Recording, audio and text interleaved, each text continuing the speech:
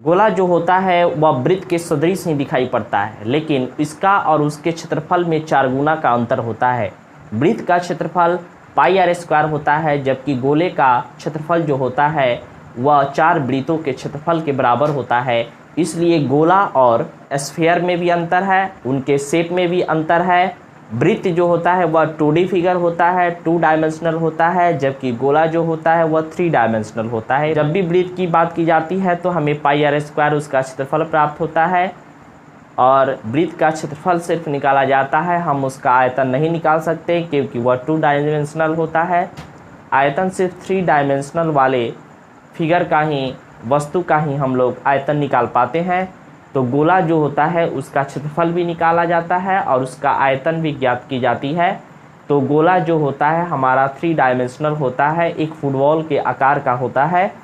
तो जब भी गोले का क्षेत्रफल और आयतन आता है तो मैं इसे कैसे याद रख पाता हूँ और कभी नहीं भूलता हूँ, वही चीज़ मैं आपको बताने जा रहा हूँ।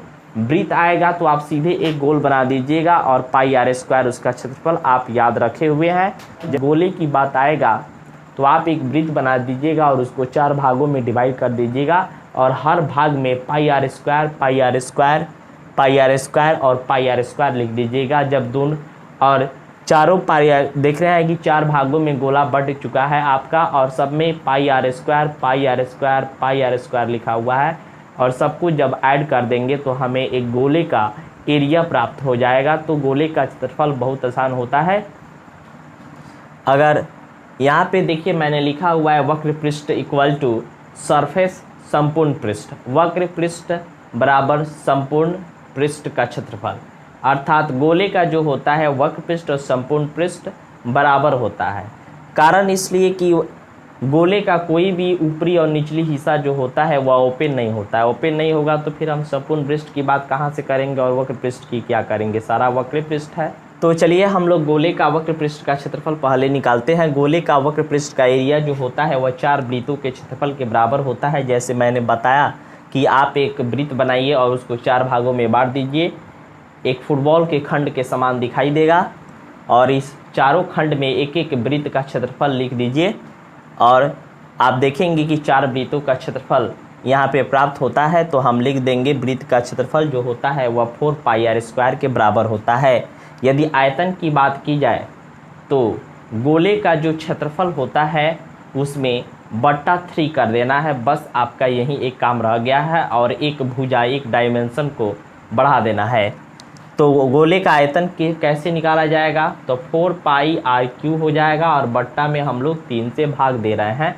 यहाँ पे 4 पाई आर क्यू क्यों किए हैं, वो इसलिए क्योंकि आयतन जो होता है वह 3 डायमेंशन होता है, इसीलिए पाई आर क्यू होता है, जबकि एरिया में 2 डायमेंशन होता है, इसीलिए वहाँ पे पाई आर स्क्वायर होता है। तो आप समझ गए होंगे कि आयतन कैसे निकालेंगे। 4/3 pi r cube, 4/3 pi r cube गोले का आयतन वॉल्यूम होता है। अब अर्ध गोले की बात करेंगे। अब गोला को यदि आप बीच से काट देते हैं तो कुछ इस टाइप का फिगर प्राप्त होता है, यह हमारा अर्ध गोला होता है, इंग्लिश में सेमी स्फीयर कहा जाता है। अगर इसमें जो होता है आप देख रहे हैं कि इसका ऊपरी हिस्सा खुला हुआ है, तो इसमें जो होता है वह वक्र पृष्ठ और संपूर्ण पृष्ठ का कॉन्सेप्ट आ जाता है।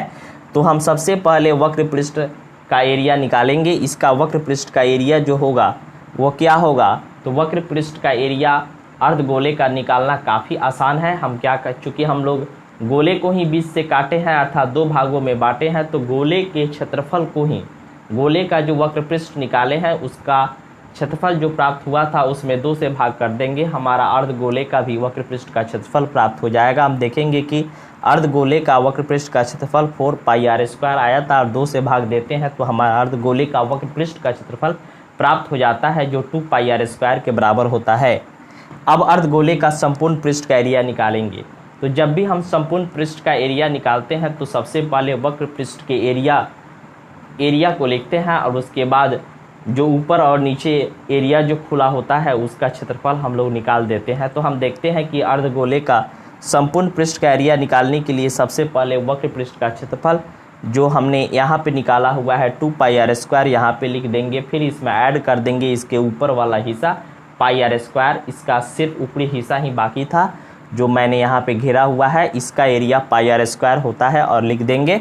और इस प्रकार जब जोड़ देंगे 2 पाई आर स्क्वायर जो होता है वक्र पृष्ठ का क्षेत्रफल और ऊपरी हिस्से का क्षेत्रफल हमने पाई आर स्क्वायर निकाला जो एक वृत्त था, तो दोनों को ऐड कर देंगे तो हमारा वक्र पृष्ठ का क्षेत्रफल 3 पाई आर स्क्वायर प्राप्त हो जाता है।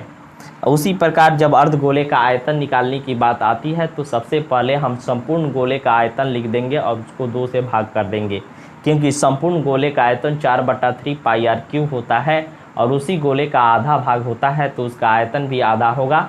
तो हम 4/3 पाई आर क्यूब को 1/2 से भाग कर देंगे तो हमारा वॉल्यूम जो प्राप्त हो जाएगा वह 2/3 पाई आर क्यूब के बराबर हो जाएगा। इस प्रकार हमने गोले को समाप्त कर दिया।